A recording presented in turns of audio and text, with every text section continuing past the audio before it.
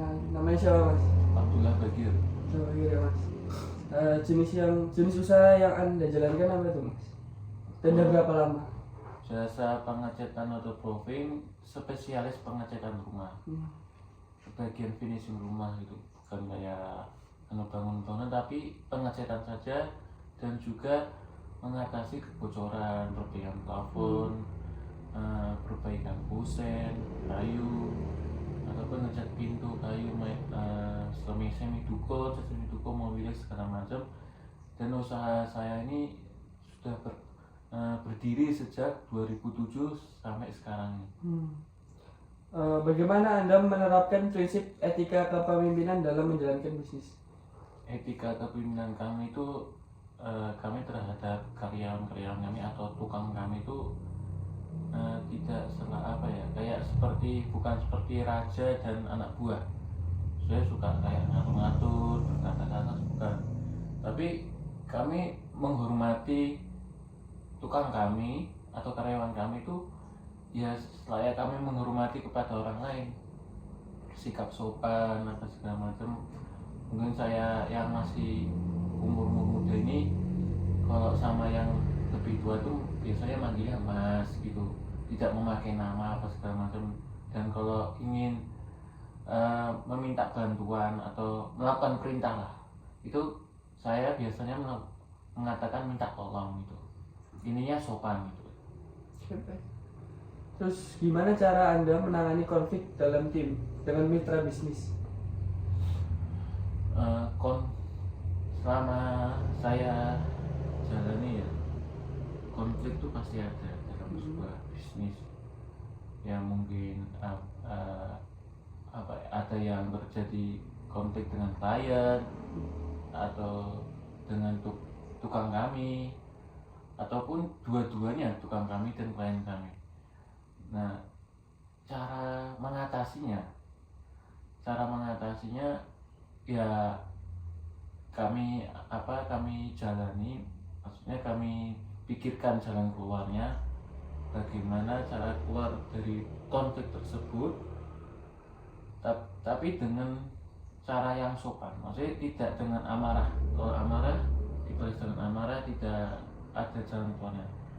Ada yang mengalah di situ dan ada yang minta maaf. Istilahnya tuh biar tidak terjadi konflik berkepanjangan. Terus strategi utamanya untuk manajemen konfliknya gimana Mas? Strategi utamanya ya kita cari permasalahannya, apa permasalahan tersebut. Ketika sudah mengetahui permasalahan tersebut, ya kita cari jalan keluarnya. Terus cari jalan keluarnya ya biasanya saya mengatur proses jalan keluarnya tersebut. Saya mengasih tahu jalan keluar tersebut kepada misalnya saya konflik sama saya ngasih tahu permasalahan tersebut dan saya ngasih tahu jalan keluarnya. Dan setelah itu mungkin biasanya setelah saya ngasih jalan keluarnya, klien atau tukang kami biasanya memahami. Terus pengambilan keputusan Anda kalau pas saat kritis itu gimana? Yang bisa ngaruhin bisnis Bapak Anda? Krisis itu pasti ada ya dalam sebuah bisnis. Ya mungkin krisis yang saya hadapi itu seperti kayak proyeknya sepi, terus krisisnya mungkin tidak kekurangan pekerja atau bagaimana. Terus klien biasanya tuh tiba-tiba berubah pikiran dalam mas yang awalnya kayak gini berubah di tengah jalan padahal sudah mau selesai gitu.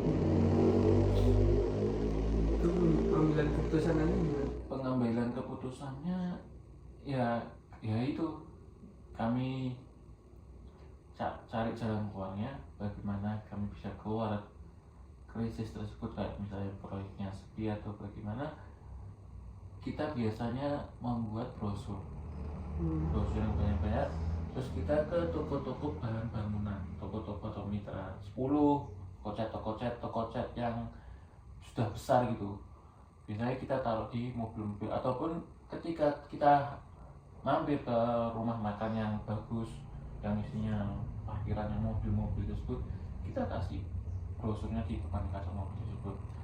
Salah satunya terus itu. Hmm. Terus gimana cara Anda memastikan koordinasi yang efektif untuk mencapai tujuan bisnis Anda? Koordinasi ya, yang penting itu kami melakukan komunikasinya tuh jangan kalau pada karyawan, koordinasi melakukan pada karyawan atau tukang kami itu jangan terlalu panjang, maksudnya simpel saja, jadi singkat, jelas dan padat yang bisa dipahami. Kalau bertele-tele itu ribet, dan ya orang manusia ya, atau orang lebih tepatnya warga plus 62 itu nggak suka yang bertele-tele. Yang penting jelas, singkat dan padat, dan juga kita ngomongnya juga sopan. Biasanya kalau yang ngomongnya sopan itu masuk untuk diterima.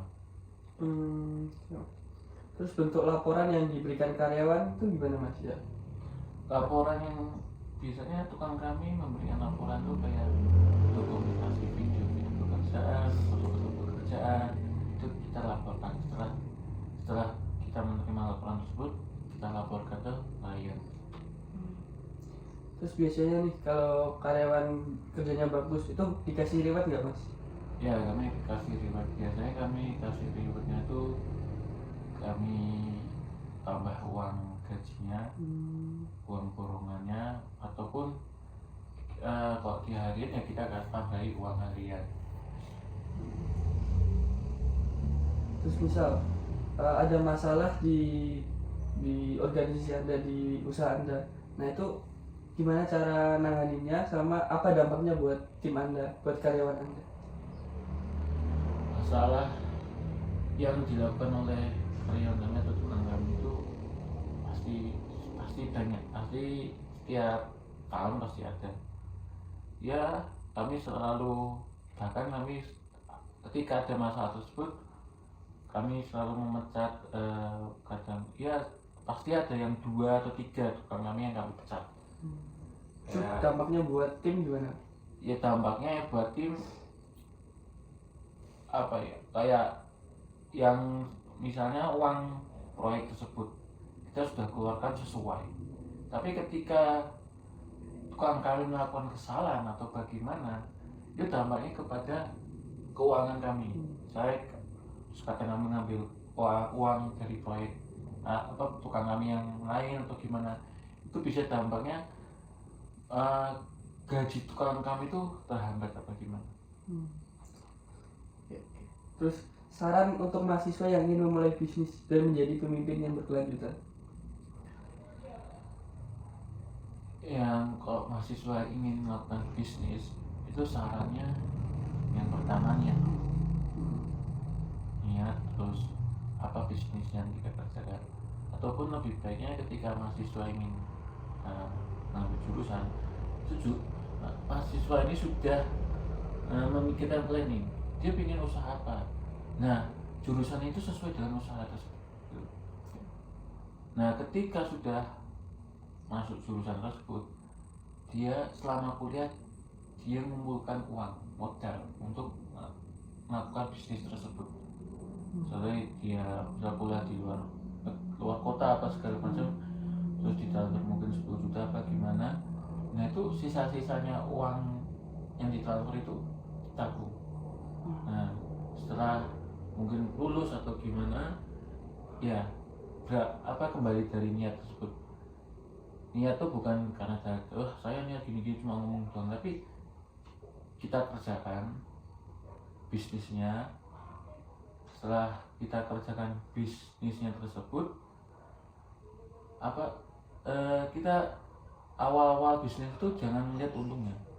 Banyak orang-orang pengusaha bagaimana berhenti di tengah jalan bagaimana, karena melihat untungnya tuh sedikit. Jangan lihat untungnya dulu, untungnya sedikit atau gimana, ataupun ada sedikit ruginya terlalu banyak atau gimana, jangan lihat. Harus setelah itu dia istiqomah. Setelah istiqomah atau gimana enak nanti.